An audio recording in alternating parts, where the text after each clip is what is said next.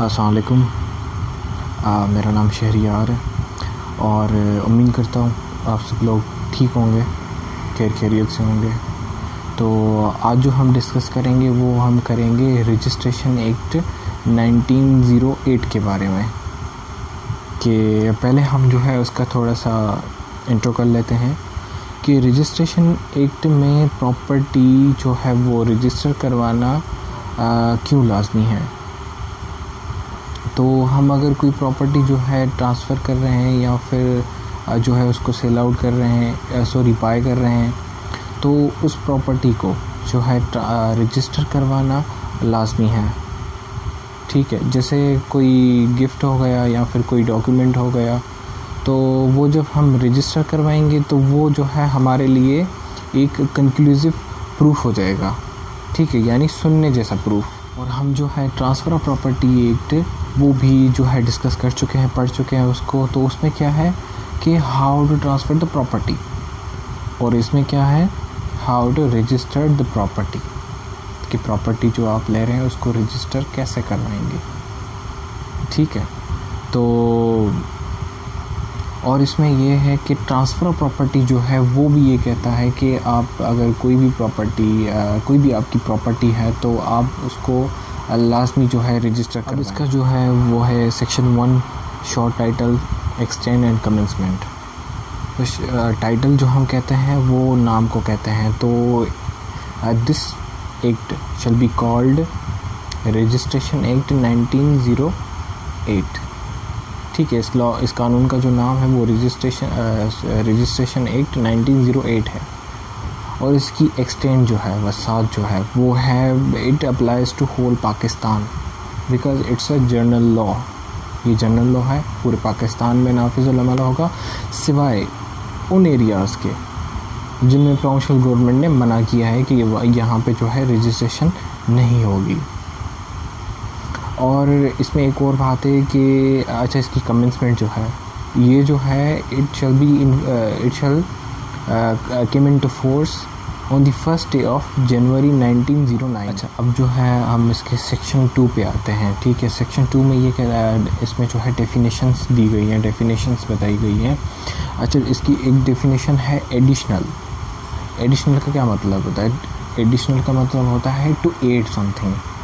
ठीक है, तो अच्छा, फॉर सपोज़ मेरा किसी के साथ जो है एग्रीमेंट हो जाता है, तो जिस चीज़ का एग्रीमेंट हुआ यानी प्रॉपर्टी का, तो हम क्या करते हैं, हम जो है रजिस्ट्रार के पास जाते हैं क्या करने के लिए, प्रॉपर्टी रजिस्टर करवाने के, या फिर वो जो डॉक्यूमेंट्स हैं वो रजिस्टर करवाने के लिए।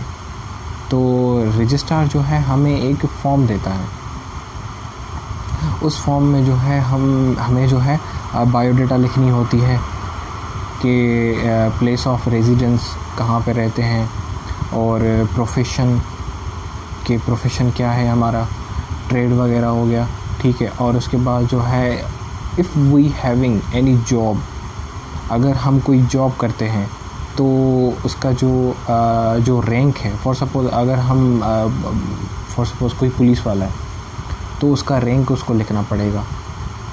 और उसके बाद जो है रैंक वगैरह, और वो प्रॉपर्टी हम रजिस्टर करवा रहे हैं तो उसकी भी जो है पूरी डिस्क्रिप्शन जो है हमें देनी पड़ेगी, और फादर नेम वगैरह लिखना पड़ेगा। लेकिन कुछ लोग जो होते हैं वो अपनी मदर की डोमिसाइल पे जो है वो मतलब सारे जो है वो डॉक्यूमेंट्स वगैरह बने होते हैं, या फिर वो उन्हीं के डॉक्यूमेंट वगैरह माँ का जो होता है मदर का वो यूज़ करते हैं। तो अगर वो मदर का डोमिसाइल यूज़ करता है तो उसका मदर का नाम जो है उसका आएगा, उसका लिखना पड़ेगा। तो वो जो जिस फॉर्म पे जो रजिस्ट्रार है वो हमसे बायोडाटा लेता है, उस फॉर्म को जो है हम एडिशनल रजिस्ट्रार के पास जो है वो बुक्स होती हैं। ठीक है, 5 बुक्स होती हैं, 5 बुक्स, देयर आर 5 बुक्स। ठीक है, जो कि गवर्नमेंट उनको प्रोवाइड करती है। Book number 1, book number 2, 3, 4, 5।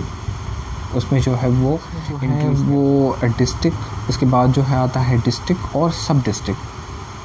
District का हमें पता है, डिस्ट्रिक्ट का मतलब होता है ज़िला, और सब डिस्ट्रिक्ट हम जो कहते हैं वो कहते हैं हम तालुके को, यानी तहसील को हम कहते हैं। तो यहाँ पे इस क्लॉज़ का देने का मकसद ये था इनका कि जो है जिस डिस्ट्रिक्ट की प्रॉपर्टी होगी उसी डिस्ट्रिक्ट के जो है रजिस्ट्रार के पास वो प्रॉपर्टी रजिस्टर होगी, ना कि किसी और डिस्ट्रिक्ट के रजिस्ट्रार के पास। फॉर सपोज़ मैं आपको एक एग्जांपल देता हूँ, जैसे कि अगर जामशोरो की प्रॉपर्टी है तो वो प्रॉपर्टी जो है जामशोरो में जो रजिस्ट्रार है वो ही रजिस्टर करेगा, ना कि हैदराबाद वाला जो रजिस्ट्रार है वो रजिस्टर करता है। जो है डिस्ट्रिक्ट कोर्ट, डिस्ट्रिक्ट कोर्ट हम किसको कहते हैं? डिस्ट्रिक्ट कोर्ट वो होती है जिसमें सिविल साइड के केसेस होते हैं, और सेशन कोर्ट को हम जो है डिस्ट्रिक्ट कोर्ट बोलते हैं, ठीक है, जो कि हाई कोर्ट के मातहत होती है, सबऑर्डिनेट होती है। इंडोर्समेंट का मतलब होता है तस्दीक करना। रजिस्ट्रार जब जो है सिग्नेचर करता है या फिर स्टैम्प लगाता है तो हम उसको कहते हैं कि जो है इंडोर्समेंट कर ली रजिस्ट्रार ने, यानी तस्दीक कर ली। उसके बदले में जो है in return they give us a covering slip, वो हमें एक स्लिप देते हैं that we have registered your document. उसके बाद जो है आता है इमूवेबल प्रॉपर्टी। इमूवेबल प्रॉपर्टी यानी कि अदर देन मूवेबल प्रॉपर्टी, यानी इमूवेबल प्रॉपर्टी में इस रजिस्ट्रेशन एक्ट के मुताबिक जो है वो है एग्रीकल्चर लैंड्स वगैरह हो गई, जैसे बिल्डिंग्स हो गई, ठीक है, और ट्रीज़, यानी वो ट्रीज़ जिनके फलों से जो है हम जूसेस एक्वायर करते हैं वो भी इमूवेबल में आएंगे, except standing timber, growing crops and grass, ठीक है। और इसके बाद जो है वो है लीज़ का मतलब है कोई चीज़ कोई प्रॉपर्टी जो है इमूवेबल प्रॉपर्टी किराए पे देना, ठीक है, किराए पे देना, वेदर इट इज़ एम्बेडेड और रूटेड। उसके बाद आता है माइनर इस रजिस्ट्रेशन एक्ट के मुताबिक माइनर किसको कहते हैं हम? माइनर वो है who has not been attained the age of majority according to majority act. Majority act में जो है वो है 18 ईयर्स, जब तक वो 18 ईयर्स का नहीं हो जाता तब तक वो जो है माइनर है। उसके बाद आता है मूवेबल प्रॉपर्टी, यानी मूवेबल वो जो कि अदर देन इमूवेबल हो। और उसके बाद आता है रिप्रेजेंटेटिव, यानी कि on the behalf of another person, on the behalf of somebody, इसको हम रिप्रेजेंटेटिव कहते हैं। ये चीज़ हम जो है पहले भी ट्रांसफ़र प्रॉपर्टी में आई थिंक हम जो है डिस्कस कर। सेक्शन 3 में कहता है इंस्पेक्टर जनरल ऑफ रजिस्ट्रेशन। इसके जो है 2 क्लॉजेज़ हैं, एक प्रोविज़ो है। पहले क्लॉज में ये कहता है कि जो है प्रोविंशियल गवर्नमेंट जो है एक आईजी जो है अपॉइंट करेगी for the purpose of registration offices,